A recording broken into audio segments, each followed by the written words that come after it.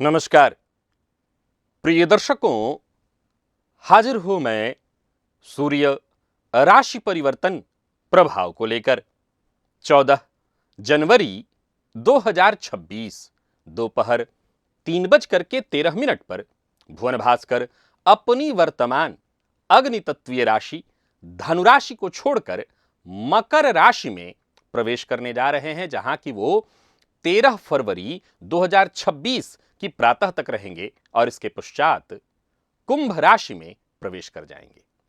ग्रहों के राजा सूर्य जब मकर राशि में प्रवेश करते हैं तो उनकी 7वीं जो पूर्ण दृष्टि है वो चंद्रमा के घर कर्क राशि पर पड़ती है। ज्योतिष में यह एक अद्भुत संयोग है। शनि के घर में बैठे सूर्य और चंद्रमा के घर पर उनकी दृष्टि। इसका अर्थ है जहां एक ओर कर्म और सत्ता का प्रभाव होगा, वहीं दूसरी ओर भावनाओं और संबंधों में भी तपन महसूस होगी। मेष से लेकर मीन राशि पर्यंत प्रत्येक राशि के जातकों के लिए आत्मा, पिता, उच्च सरकारी नौकरी, पद प्रतिष्ठा, मान सम्मान के कारक सूर्य क्या प्रभाव लेकर के आ रहे हैं, क्योंकि सूर्य के शुभ प्रभाव से जीवन के प्रत्येक क्षेत्र में उच्च सफलता हासिल होती है। जबकि वहीं सूर्य की खराब स्थिति होने से मान सम्मान की कमी, पिता को कष्ट, नेत्र पीड़ा का सामना करना पड़ता है। प्रिय दर्शकों, यह राशिफल मैं आपको आपके चंद्र राशि के आधार पर बताने जा रहा हूं। यदि आप अपने जन्म राशि के बारे में यानी चंद्र राशि के बारे में नहीं जानते तो फिर आप अपने प्रचलित नाम राशि के आधार पर इस राशिफल को देख सकते हैं। चलिए चर्चा प्रारंभ करते हैं और सबसे पहली राशि है मेष।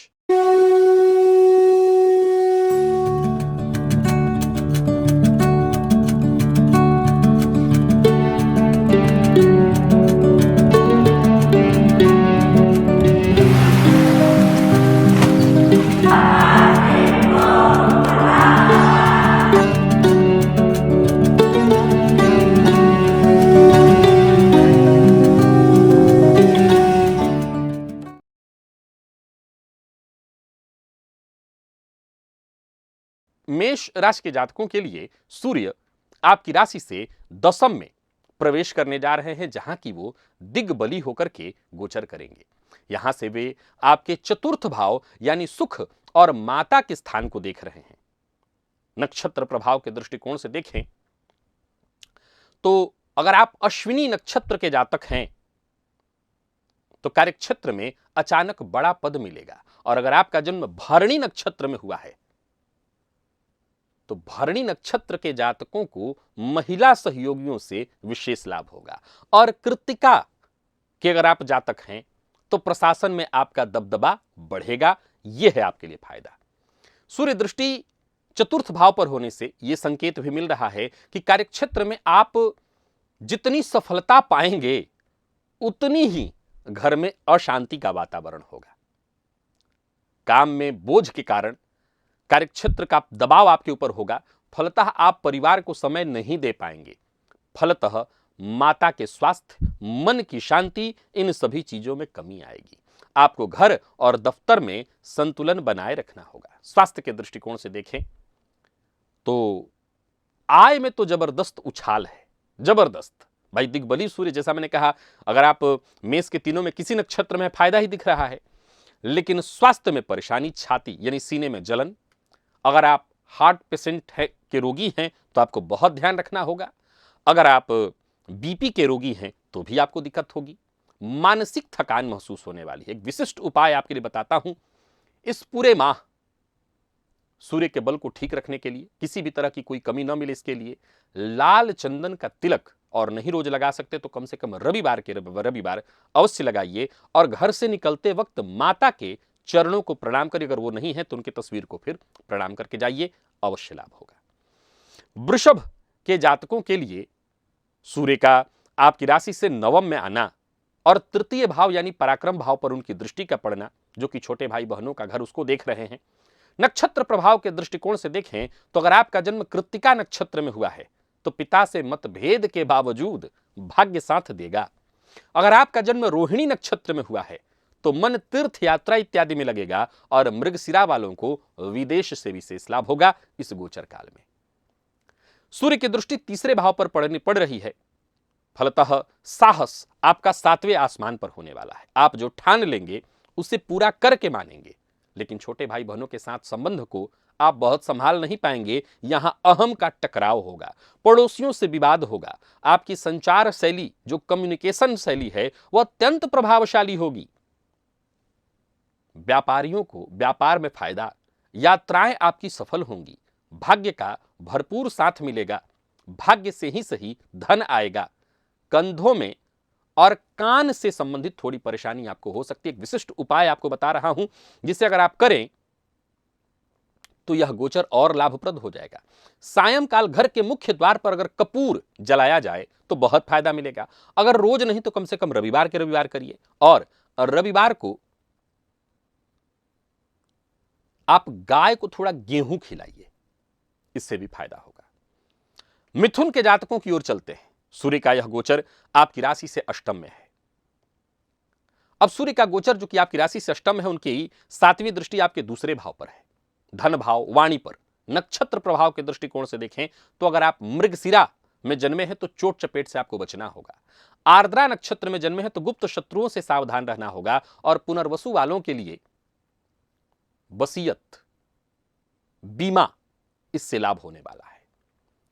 अष्टम का सूर्य जब द्वितीय भाव को देखता है तो सीधी सी बात है, पैतृक संपदा से लाभ, और विशेष करके पुनर्वसु वालों को वो देगा। लेकिन वहीं आपकी वाणी में अत्यधिक तेज और कड़वाहट भी भरेंगे ये सूर्य। आपके बोले गए शब्द परिवार में विस्फोट कर सकते हैं। दाहिनी आंख में पुरुषों के लिए, स्त्रियों के लिए बाईं आंख में जलन की शिकायत संभव है। भोजन में खटास और तीखापन, यानी बहुत खट्टा और बहुत तीखा ना खाएं। आकस्मिक धन प्राप्ति के योग तो हैं, संचित भी धन होंगे, पर खर्च भी जमकर के होगा। पेट और मुख के रोग आपको परेशान कर सकते हैं। बुधवार के दिन कांसे की कटोरी में हरा मूंग जो होता है, हरी मूंग जो है, भर करके और उसे मंदिर में दान करिए। अपशब्द बोलने से बचिए, तो यह गोचर आपके लिए लाभप्रद होगा। कर्क के जातकों के लिए भुवन भास्कर का ये जो गोचर है आपकी राशि से सप्तम में होने जा रहा है। यहां से सीधे ही आपके व्यक्तित्व को देखेंगे।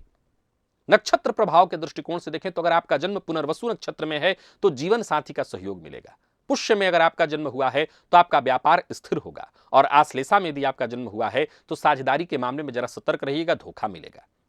सूर्य की जो सीधी दृष्टि आपके व्यक्तित्व पर, आपके मस्तक पर है, इससे आपके भीतर एक नया आत्मविश्वास तेज जागृत होगा। लेकिन साथ ही क्रोध और चिड़चिड़ापन भी बढ़ेगा।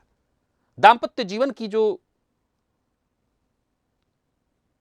परिस्थिति है वो अच्छी तो कहेंगे, लेकिन बात बात पर कलह और अनबन भी होता रहेगा। वहीं इस गोचर काल के दौरान कर्क वालों को ऐसा लगेगा कि लोग आपकी बात नहीं मान रहे हैं, जिसके चलते मानसिक रूप से आप परेशान होंगे।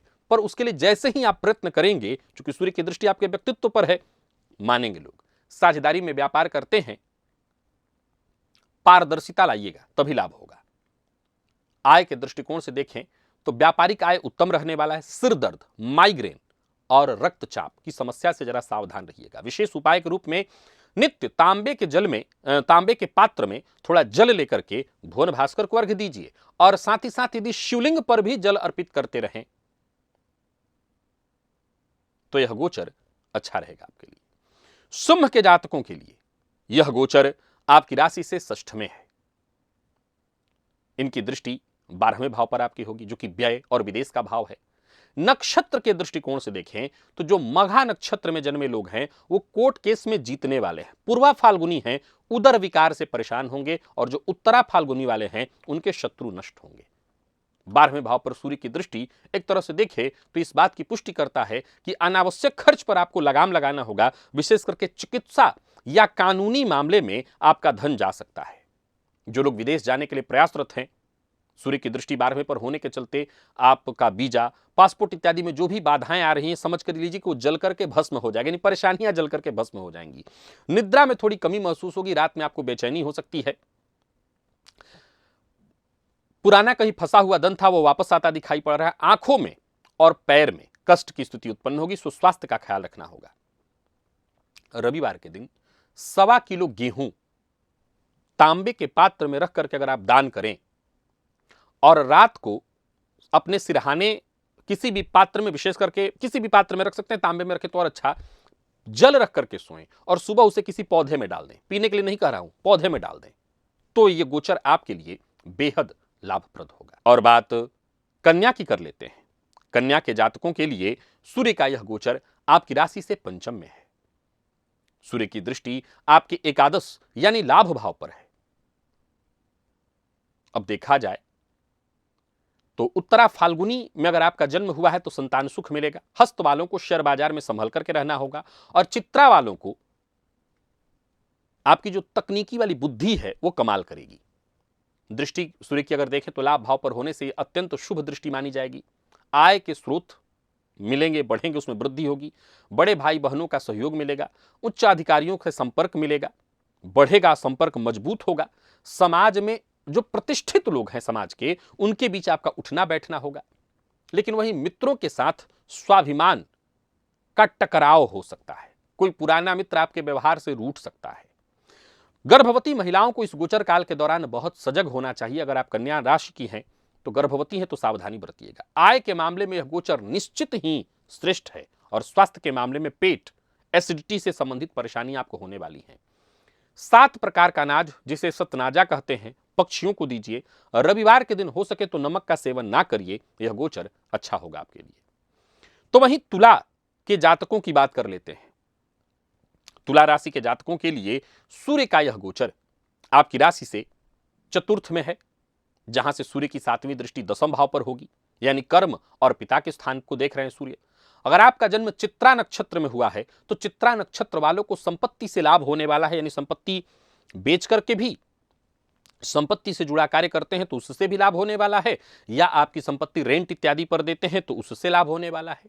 स्वाति में अगर आपका जन्म हुआ है तो माता के स्वास्थ्य को लेकर के चिंता बढ़ेगी, और विशाखा में अगर आपका जन्म हुआ है तो घर में तनाव महसूस होगा। सूर्य चतुर्थ में बैठ करके घर में वैसे तो कलह देंगे, घर का वातावरण थोड़ा सा कठोर करेंगे, पर 10वें भाव पर उनकी दृष्टि से करियर के लिए समय वरदान से कम नहीं होगा। कार्यक्षेत्र में आपका प्रभाव बहुत बढ़ जाएगा, पदोन्नति के प्रबल योग बनेंगे। यदि आप सरकारी नौकरी में हैं तो यह समय आपके लिए स्वर्णिम है। पिता के साथ वैचारिक दूरी अवश्य होने वाली है, लेकिन उनका सामाजिक रसूख आपके काम आएगा। यानी आपके पिता किसी बड़े पद पर हैं तो उनके पद का लाभ आपको इस दौरान मिलेगा। वेतन वृद्धि, व्यापार विस्तार से धन लाभ होने वाला है। हृदय और सीने के रोग के प्रति आपको सचेत रहना होगा, और आपको हार्ट की शिकायत है या किसी और तरह की सीने से संबंधित परेशानी है उसको लेकर के सजग रहिएगा। और रविवार के दिन बहते जल में खड़े होकर अगर भुवन भास्कर को अर्घ्य दिया जाए तो आपको फायदा अवश्य मिलेगा। अब आजकल भोजन घर में गैस पर बनता है, गैस चूल्हे पर। अब अग्निदेव को कोई भोजन समर्पित करना भी चाहे तो नहीं कर सकता। क्या करें? आपके लिए जो भोजन दिया जा रहा है, ध्यान से सुनिए, आपकी थाली में पहले अगर जूठा भोजन हो गया तब तो उसकी बात नहीं कर रहा हूं।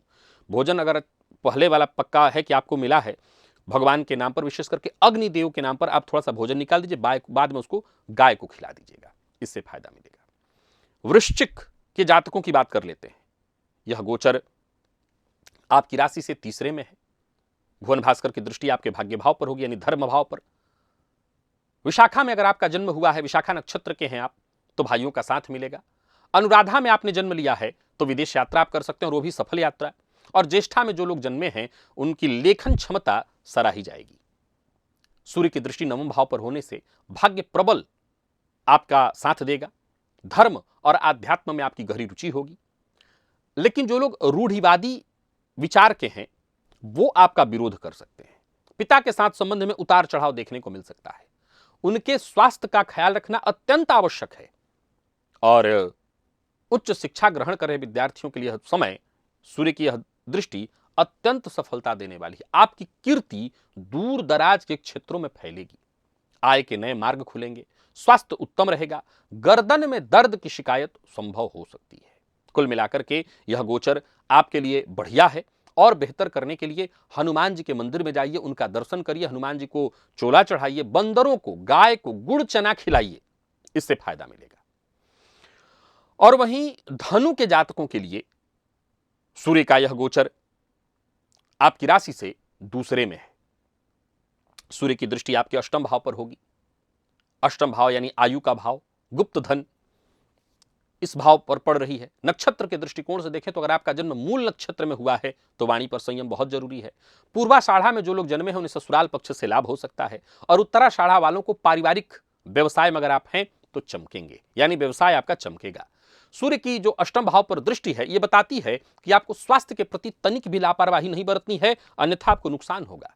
पाइल्स या किसी भी तरह के कमर से नीचे के अंगों में कोई रोग है तो वो परेशानी बढ़ सकती है, नहीं है तो होने की संभावना बन रही है। यानी कुल मिलाकर के कमर से नीचे के अंगों में स्वास्थ्य को लेकर के सजग रहना होगा।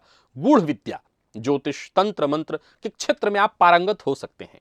ससुराल पक्ष का साथ मिलेगा। धन को लेकर के, धन भी मिलेगा, धन को लेकर के थोड़ा तनाव होगा। अब मान लीजिए कि ससुराल से धन मिलने वाला है, 3 लोग हैं उसके हिस्सेदार, तो थोड़ा तनाव तो होता ही है, तनाव होगा, लेकिन फैसला आपके पक्ष में, कुल मिलाकर के आप संतुष्ट होंगे। स्वास्थ्य और धन के दृष्टिकोण से देखें तो दांत, मुख, दांत और गुप्तांग, इनमें कोई ना कोई परेशानी संभव है। और आय के मामले में कोई टेंशन नहीं है। नाभि पर, जिह्वा पर केसर का तिलक लगाते रहिएगा, कुल देवता का अपने स्मरण करते रहिएगा, तो यह गोचर आपके लिए विशेष लाभप्रद होगा। मकर के जातकों के लिए सूर्य का यह गोचर आपकी राशि पर है। सूर्य की दृष्टि सप्तम पर होगी, जो दांपत्य का भाव है, साझेदारी का भाव है। नक्षत्र के दृष्टिकोण से देखें तो अगर आप उत्तराषाढ़ा नक्षत्र में जन्मे हैं तो आपके नेतृत्व क्षमता में वृद्धि होगी। श्रवण वालों का मानसिक तनाव बढ़ेगा, और धनिष्ठा वालों की जो ऊर्जा है उस ऊर्जा में ही विस्फोट होगा। अब इस ऊर्जा विस्फोट का मतलब जम के कुछ ना कुछ करेंगे, कुछ बड़ा करेंगे। सूर्य की दृष्टि सप्तम भाव पर होने से दांपत्य जीवन की अग्नि परीक्षा होगी। जीवन साथी के साथ ईगो क्लैश होगा, यानी अहम का टकराव चरम पर जाएगा। ये व्यापारिक साझेदारी में अगर आपका व्यापार है तो मतभेद संभव है, लेकिन यह दृष्टि आपको सार्वजनिक जीवन में बहुत प्रसिद्धि दिलाएगी। देखिए, अंदरूनी तौर पर तो आप जूझेंगे, लेकिन सार्वजनिक जीवन में कहीं ना कहीं मान सम्मान, आपके व्यक्तित्व की सराहना होगी, आपका व्यक्तित्व सबको आकर्षित करेगा। स्वास्थ्य के दृष्टिकोण से देखें तो स्वास्थ्य के दृष्टिकोण से भी यह गोचर अच्छा है, लेकिन कुछ थोड़ी परेशानी जैसे सिर दर्द, ज्वर यानी बुखार की शिकायत संभव है। आप अगर नेत्रहीन लोगों की सेवा करें, उनकी मदद करें, और रविवार के दिन विशेष रूप से सूर्यास्त के समय शनिदेव के मंदिर में जाकर के दिया जलाएं तो आपको बहुत फायदा मिलेगा। वहीं कुंभ के जातकों की यदि बात करें तो सूर्य का यह गोचर आपकी राशि से 12वें में, द्वादश में हो रहा है। उनकी दृष्टि छठे भाव पर होगी, यानी शत्रु और रोग पर। नक्षत्र के दृष्टिकोण से देखें तो आपका जन्म यदि धनिष्ठा नक्षत्र में हुआ है तो व्यय बढ़ेगा। शतभिखा वालों का स्वास्थ्य खराब होगा, और पूर्वाभद्र वालों का मन वैरागी होगा, यानी वैराग्य मन में उत्पन्न होगा। और दृष्टि के दृष्टिकोण से देखें तो सूर्य की दृष्टि छठवें भाव पर होने से आपकी रक्षा, ये आपके लिए रक्षा कवच का निर्माण करेंगे। निसंदेह आपके गुप्त शत्रु सिर तो उठाएंगे, लेकिन सिर उठाते ही कुचल दिए जाएंगे। कोर्ट कचहरी में आपकी स्थिति मजबूत होगी। यदि कोई पुराना पेंडिंग कर्ज हो या केस, समझ लीजिए कि उससे बाहर निकलने का रास्ता मिलेगा। तो इन ननिहाल पक्ष से कोई शुभ समाचार मिल सकता है। नौकरी में जो आपके सहकर्मी हैं आपके विरुद्ध षड्यंत्र करेंगे, लेकिन बात वही, जैसे फन फैलाएंगे वैसे कुचले जाएंगे। स्वास्थ्य के दृष्टिकोण से देखें, आय के दृष्टिकोण से देखें तो विदेश से धनागमन के योग बन रहे हैं। स्थानीय कार्यों में जहां आप होते हो वहां स्थानीय कार्यों में कुछ धन देना आपको पड़ सकता है। आंखों का विशेष ख्याल रखिएगा। एक विशिष्ट उपाय आपको बताता हूं। रविवार की शाम पीपल के नीचे, रविवार के दिन याद रखिएगा, छूना नहीं है पीपल वृक्ष को, सरसों तेल का एक दिया जलाइएगा पश्चिम दिशा की ओर मुख करके, और पश्चिम दिशा की ओर मुख करके प्राणायाम करिएगा घर में। इससे आपको फायदा मिलेगा। और आखिरी राशि मीन की बात कर लेते हैं। एकादश भाव में सूर्य, निसंदेह पंचम पर दृष्टि, जो कि संतान और बुद्धि का भाव है। नक्षत्र अगर आपका पूर्वा भाद्रपद है, यानी पूर्वा भाद्रपद में जन्मे हैं, उच्च पद के लिए तैयार हो जाइए। उत्तरा भाद्रपद में जन्मे हैं तो रुकी आय शुरू होगी, और रेवती वालों को मित्र का सहयोग मिलेगा। पंचम पर सूर्य की दृष्टि से विद्यार्थियों के लिए अत्यंत शुभ है, परंतु जो गर्भवती महिलाएं हैं उन्हें सावधानी बरतनी होगी। आपकी स्मरण शक्ति बढ़ेगी।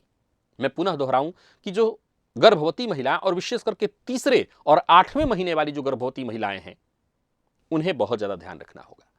प्रेम संबंध में प्रेमी के साथ तनातनी हो सकती है। रिश्ता टूटेगा नहीं, पर तनातनी। शेयर बाजार में निवेश करते हैं तो विवेक से काम अगर लें तो फायदे में रहेंगे। विवेक गया तो धन भी जाएगा। आय के स्रोत बढ़ेंगे। पेट के नीचे के हिस्सों में दर्द, जलन, विकार की स्थिति उत्पन्न होगी। उपाय, नित्य भुवन भास्कर को अर्घ्य दीजिए, जल में हल्दी मिला करके। माता पिता से आशीर्वाद लेकर के ही घर से निकलिए, तो यह गोचर आपके लिए लाभप्रद सिद्ध होगा। तो प्रिय दर्शकों, ये था मेष से लेकर के मीन राशि पर्यंत प्रत्येक राशि के जातकों के लिए सूर्य राशि परिवर्तन का प्रभाव। अभी के लिए बस इतना ही। इजाजत दीजिए, पुनः मुलाकात होगी। तब तक के लिए नमस्कार।